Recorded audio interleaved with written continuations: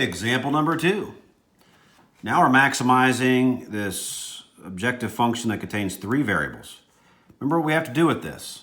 We have to rewrite this. I know I didn't do it right out of the gate in example number 1, but one of the things we have to do is set our objective function equal to 0.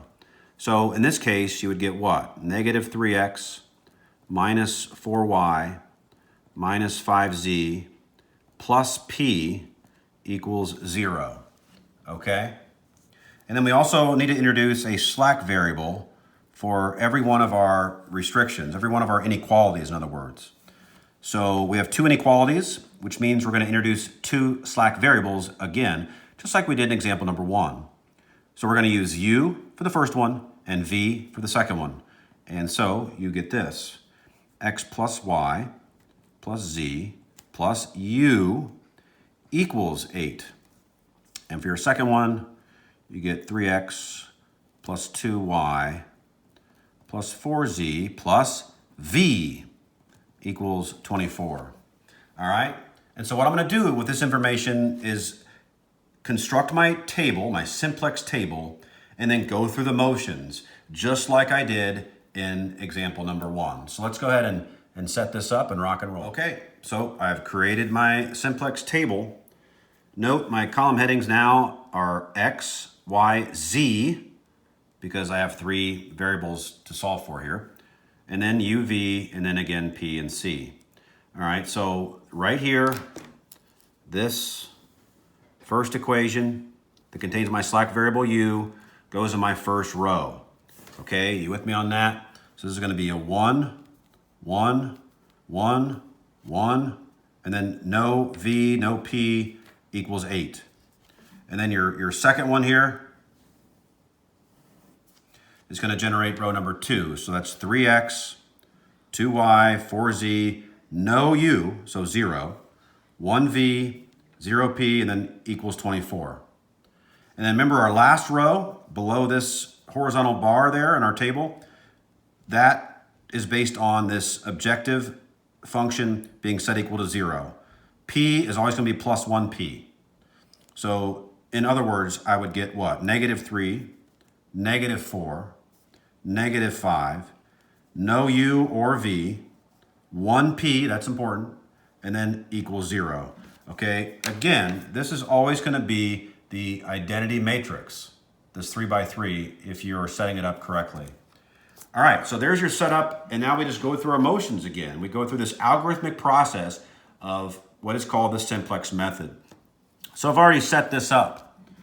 This is my most negative entry, so this is my pivot column, all right? And then the next thing I have to do is determine my pivot row. How do I determine my pivot row?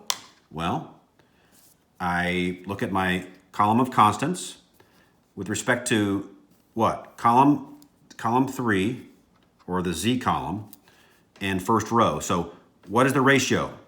8 divided by 1, right? Which is 8. Now I look at row number 2, and I do this constant divided by the entry in row 2 in the z column, the third column. So 24 over 4 reduces to 6.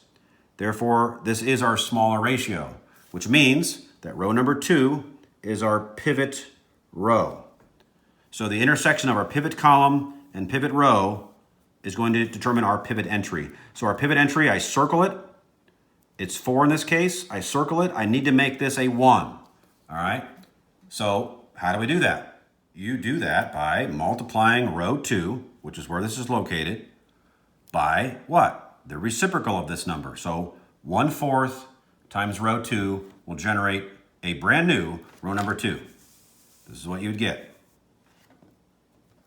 If you have questions or concerns about these row operations, if you forget how to do them, then please reach out to me.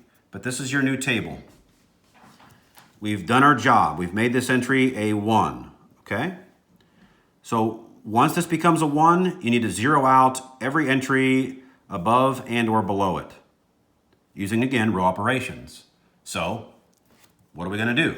We have to make this become a 0. So to do that, wouldn't it make sense to do row 1, that's what's changing, minus the opposite of this number, negative 1, times the row in which we just created a pivot entry. So there's our first row operation. The other thing we have to do is make this -5 become a 0. So where is it located? What row is it located in? Row 3. So you write down row 3 and then write down the opposite of this, which is +5, times R2 because that's where we just created our pivot entry. Then you perform your row operations. Again, use your calculator if you want to. Doesn't matter to me. What size of the matrix would you be editing in your calculator if you're going to be using your calculator to perform row operations? What size would it be? 1, 2, 3 by 1, 2, 3, 4, 5, 6, 7. 3 by 7. That'd be your matrix size. Okay. Anywho, after you perform these row operations, you end up with this new table, this new simplex table. All right? Okay. So we've done our job here again. We've created what's called a unit column. Now we know for a fact that Z will have some value here. We don't necessarily know what it is yet, but we know Z will be equal to something other than 0. Okay, so what do we do now? Well, we go through the motions again, guys. It's very repetitive. It's called an algorithm. Okay, so we find our pivot column again. How do we do that? Well, it's the most negative entry. This is the only negative entry, so this must be our pivot column. The next thing we do is we determine our pivot row. How do we do that? Well, we look at the column that is our pivot column, and then we go row by row to determine our ratios. So 2 divided by 1/2, same as 2 times 2, that's 4. With respect to row number 2, column number 2, or the Y column, you get 6 divided by 1/2, which is 6 times 2, which is 12. So the smaller ratio, row number 1. Row number 1, therefore, is your pivot row. So the intersection of row 1 and column 2 will generate your pivot entry, which in this case is 1/2. Okay, at this point you go through the motions just like we've been doing. So we need to make this a 1, right? You have to make this a 1. So how do you do that? Well, you multiply it by the reciprocal of that, which is already showing up here, which is 2. So you write down the reciprocal of this number, which is 2, and multiply it by the row in which it's located. So that's row 1. All right, so we end up with this. Okay, we've done our job here. We've made this a 1. What do we do now? We have to zero out every entry, in this case below it, to create what's called a unit column. So if we want to make this become a 0, what do? This is what you do. If you want to make that 1/2 become a 0, what do? Where is it located? Row 2. What's the opposite of this number? -1/2. Okay, what row did we just create? Did we just create a 1? Where did we just create a 1, guys? Row 1. Okay, so that's why I put an R1 there. All right, the next thing we got to do is make this -3/2 become a 0. Where's it located? Row 3. All right, so row 3 is changing, plus the opposite of this value times the row where we just created a 1. And then you go through the row operations. To do these row operations, you're just performing, multiplication and addition and subtraction column by column in order to come up with your new entries. Again, this process was explained back in chapter 5, so I know I'm not spending a whole lot of time doing that because we already did. With that being said, if you have questions or concerns, I highly recommend you reach out to either me or your SI leader, Erica, okay? And we'll be more than happy to help you out. All right. Bottom line is you end up with this new table.